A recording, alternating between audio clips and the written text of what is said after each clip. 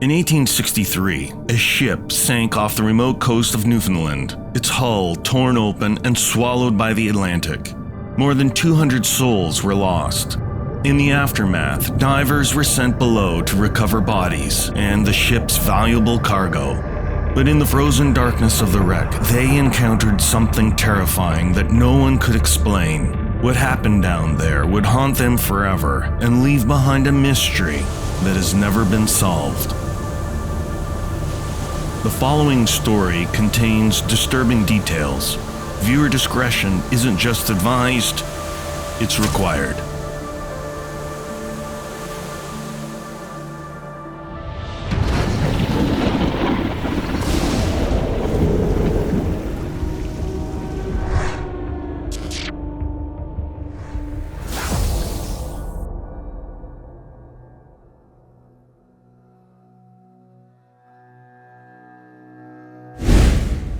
Clam Cove, Newfoundland.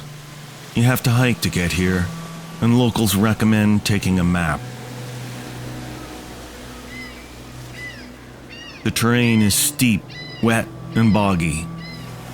When you finally arrive, you'll find a desolate shoreline of jagged black rock rising like a fortress against the relentless hammering waves of the Atlantic.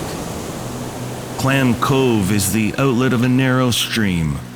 Follow it inland and it leads to a nearly invisible cemetery where the bodies of 240 people were buried. The story of how they got there is tragic, horrific, and of course, strange.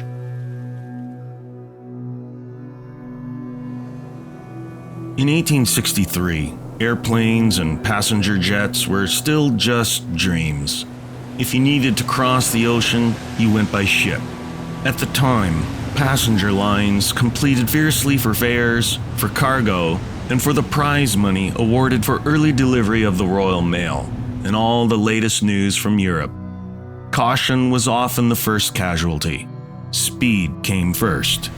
The SS Anglo Saxon had an iron hull, 3 masts with sails, and a single steam engine. 86 meters long, 11 meters wide, 1,700 tons. She belonged to the Allen Shipping Line, a company with a truly terrible safety record.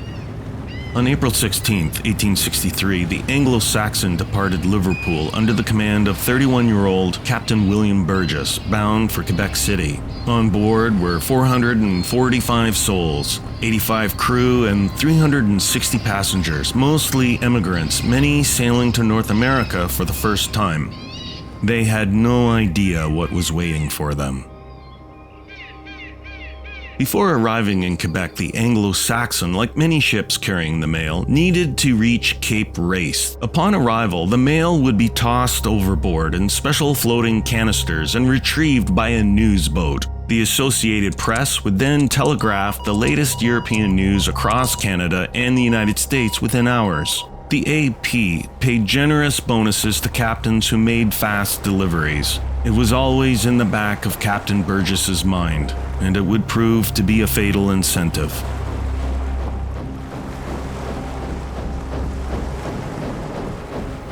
At 11:10 a.m. on April 27th, wrapped in a dense fog, traveling far too fast and completely off course, the Anglo-Saxon ran aground 7 kilometers north of Cape Race. The ship became wedged between 2 massive rocks. The impact was catastrophic. The hull was breached. The ship was doomed instantly, pinned in place and pounded mercilessly by the great Atlantic swells.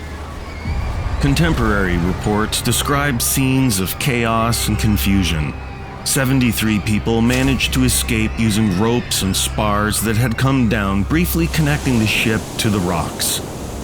They scrambled ashore through the spray and mist. 24 more made it into lifeboats, but lifeboat number 1 vanished into the fog, never to be seen again. At the Cape Race lighthouse, the keepers knew the Anglo-Saxon was out there somewhere, blind in the fog. Desperate, they fired shotguns into the mist, hoping the sound would guide her in, but it was already far too late. Within an hour, the ship, pinned at the bow and battered broadside by wind and water, began to break apart. The decks disintegrated. The foremast collapsed. Moments later, what remained of the Anglo Saxon slipped off the rocks and into deeper water, straight to the bottom, taking with it everyone still on board, and there were many. Among the 237 who were consumed by the ocean was Captain William Burgess himself. He had tried to escape, but became tangled in the wreckage and was pulled beneath the waves. Survivors clung to floating debris, only to be dashed against the rocks by the pounding surf. It was the worst shipwreck ever recorded on the coast of Newfoundland, and what happened next would turn this tragedy into a legend of the strange. Under Newfoundland law at the time, all salvaged material belonged to the ship's owners, but that didn't stop others from trying. The temptation was too great. Silverware, jewelry, gold, money. In a place as remote as Clam, Cove, who would stop the looting? Divers were dispatched almost immediately to recover bodies and whatever valuable cargo they could find. Today, the wreck lies in about 150 meters of water, but in 1863 it rested in shallower depths, around 70 meters, just within the limits of 19th century diving technology. When authorities arrived, they found that local fishermen had already recovered over 100 bodies. Because of rapid decomposition, they had taken it upon themselves to bury the dead, carefully and reverently, on one of the banks of Clam Cove Brook. It had been no small task. In 1863, deep-sea diving was brutal and perilous. Divers wore what was known as the standard diving dress, a heavy canvas suit sealed to a copper helmet with thick glass faceplates, weighted boots, and lead blocks strapped to the chest and back. Air came from above, pumped down through a hose by men cranking furiously on deck. A single lifeline connected each diver to the surface. It was a system that worked, barely. At best, it allowed descents of 60 to 100 feet. The deeper they went, the harder it became to force air down. Every dive was a wager, with pressure, exhaustion, and death. Divers were entirely dependent on the men above. A burst hose, a jammed valve, even a brief lapse in attention could cause the suit to collapse in on itself, crushing or suffocating the diver in seconds. Too much air could send him rocketing upward. Too little, and the crushing weight of the ocean would do the rest. Visibility was poor. Communication was primitive. Entanglement or equipment failure often meant death. In an age before decompression science or safety valves, every descent was a calculated risk, an act of faith inside a fragile brass shell that separated life from the endless weight of the sea. And off Newfoundland's storm-battered coast, with the wreck lying among jagged shallows, it was a nightmare task, but the divers went down. The salvage dragged on for weeks, with several teams taking turns in the depths. One of those dives was led by a man named Donald Rowe. Visibility was poor, but the wreck was unmistakable. The water was alive with fish. Cod, sculpins, dogfish, even mackerel, all feeding on the bodies of the dead. The corpses drifted in the broken hull like pale, weightless ghosts.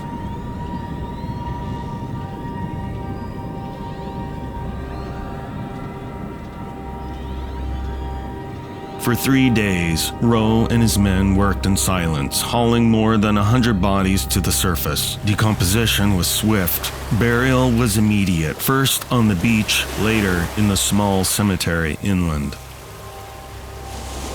Only after that grim duty was done did they turn their attention to the cargo.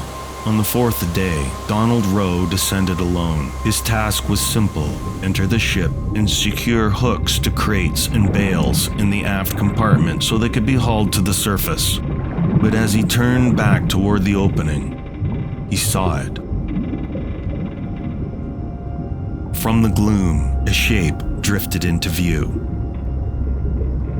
4, maybe 5 feet tall, twice as long, its dun brown body blotched with darker spots. Enormous limbs, countless legs, 2 whip-like horns rising from its head, and on each side colossal jointed claws, each large enough to shear a man in half. Rowe froze. The rope he needed to signal the surface was outside the wreck, and the thing was blocking the only way out. He tried to retreat deeper into the hull, but the creature moved with him, matching his every step. Panic surged. The monster struck. Its claw seized his arm. He slashed with his knife, but the blade glanced harmlessly off its shell. The creature dragged him deeper into the wreck, intent on feeding. In desperation, Rowe drove his knife into one of its eyes. The monster reeled, but did not release him. He struck again, plunging the knife into its second eye. The creature convulsed, its grip slackened, but still, it held on. Rowe's strength ebbed, his vision dimmed. The last thing he remembered was the crushing claw, and then blackness.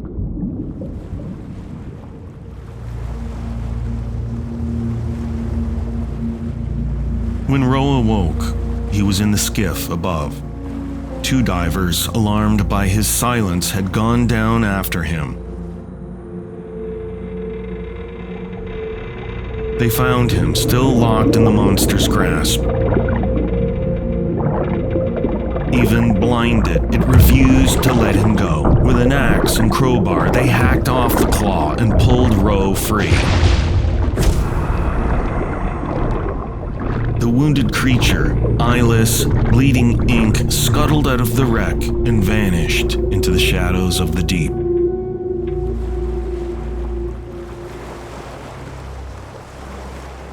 The divers described it as best they could, something like a lobster, but vast, a predator from another age. Rowe survived, but he and his men kept silent for a time. Who would believe them? Eventually, Rowe did speak of his encounter, and newspapers around the world seized on his account. Some treated it as fact, others dismissed it as a sailor's tall tale. But the legend endured, drifting through the decades, half history, half nightmare. The nightmare wasn't over for the families of the victims. In 1871, 8 years after the sinking, a fisherman, gutting a cod, discovered a gold wedding ring lodged in the fish's stomach. The inscription identified it as belonging to Mrs. Pauline Burnham, one of the lost passengers of the Anglo Saxon. Her family was grateful to have the ring returned. How it ended up inside the fish was understood, but never spoken aloud. The ocean, just beyond Clam Cove. What remains of the SS Anglo Saxon still lies there, 150 meters down. But one question still remains. What did Donald Rowe encounter inside that wreck?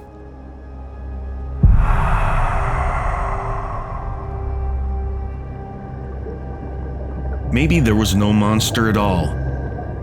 Maybe there was no Donald Rowe. Even though the story appeared in various newspapers, perhaps it was all just a fabrication, a creation of journalists who saw an opportunity. Shipwreck stories sold papers, but shipwreck monsters, that sold many more.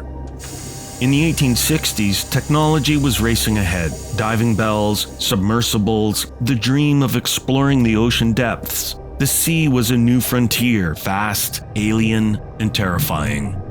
Victorian imaginations teemed with sea serpents and ghost ships. Just 7 years later, Jules Verne's 20,000 Leagues Under the Sea would feed that same hunger for undersea terror.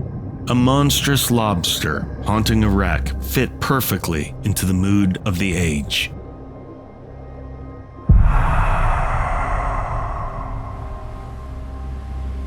Or perhaps the monster existed only in Rowe's mind. Donald Rowe had spent hours diving alone, surrounded by corpses. recovering bodies in various stages of decay, watching fish tear at the flesh of the dead in freezing, murky water. It's the perfect recipe for waking nightmares, trauma, and hallucinations.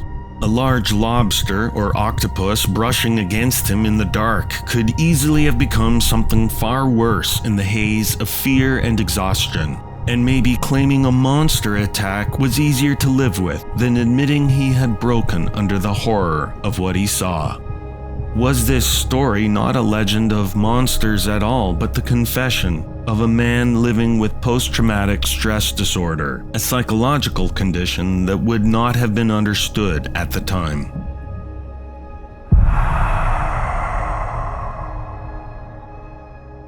But what if Rowe wasn't mistaken? What if something real was down there? Lobsters are opportunistic predators. They stalk, they seize, they devour. Most never grow beyond a few feet, but lobsters don't age the way we do. They molt, and with every molt, they grow larger. In theory, a lobster that lived long enough could grow enormous. Fishermen's tales across centuries speak of clawed sea monsters. From Olaus Magnus's Carta Marina in 1539 to Norwegian legends of the kraken with claws to modern accounts of giant lobsters hauled up in storms. Could Donald Rowe have met one of these ancient creatures, a biological relic from a forgotten time? Or maybe what he encountered wasn't natural at all.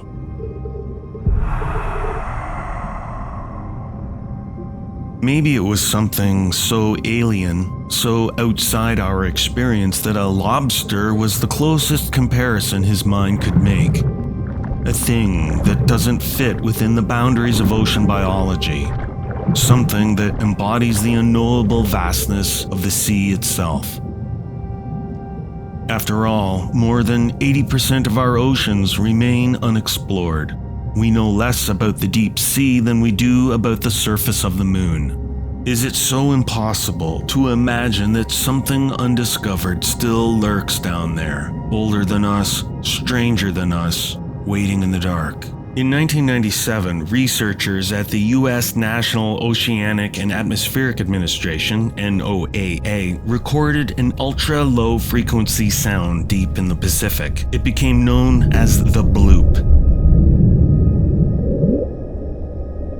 It was louder than any known biological noise, so loud it could be heard across the entire ocean basin. NOAA later suggested it was caused by shifting glacial ice, but the sound had an unmistakably organic quality, a rise and fall like a living call. Theories multiplied. Was it ice or something alive? Something vast and unseen, a creature out of Lovecraft stirring in the dark.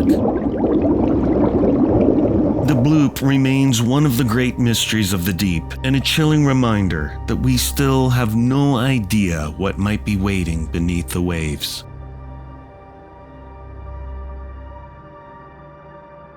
In the end, the story of Donald Rowe and his encounter with the unknown isn't just about one man's brush with the inexplicable. It's about something far older, the endless confrontation between humankind and nature, and our refusal to accept our true place in the food chain. There's something deeply primal about the fear of being eaten, a terror older than reason, older than civilization itself. It reaches back to a time when our species was prey, and when someone is nearly taken by a bear or a shark or by something nameless in the dark, we are reminded that our dominance is conditional, our mastery of nature fragile. We are still made of flesh, edible, perishable, temporary. To be human, then, is simply to be food that, for a fleeting moment, learned to think. But the ocean thinks longer. It has been feeding for billions of years, devouring continents, ships, and civilizations. Every wreck, every lost soul, every secret we've dropped into its depths, slowly digested by pressure, salt, and time. We call this planet Earth, but that's a misnomer. More than 70% of its surface is ocean, vast, indifferent, and eternally hungry. We like to imagine the sea as a surface, something to cross, to measure, to map. But it isn't a surface at all. It's an appetite. Every voyage across it is not a crossing over water, but over a mouth, one that could open at any time and consume without warning, like what happened to the SS Anglo Saxon. And perhaps that is the deepest terror of all, that long after humans are gone, after our monuments collapse and our stories dissolve, the ocean will still be feeding. Its endless crashing of waves will be the only sound that remains. The heartbeat of a world that never needed us in the first place.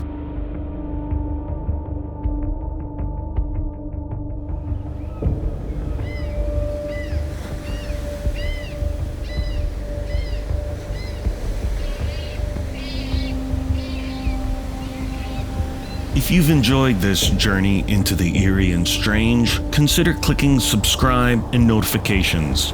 Your likes and comments are greatly appreciated and will help keep this channel alive and growing.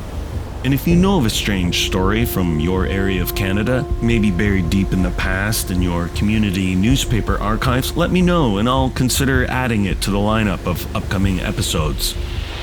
Thanks for watching, and remember, strange stories don't die. They wait to be found.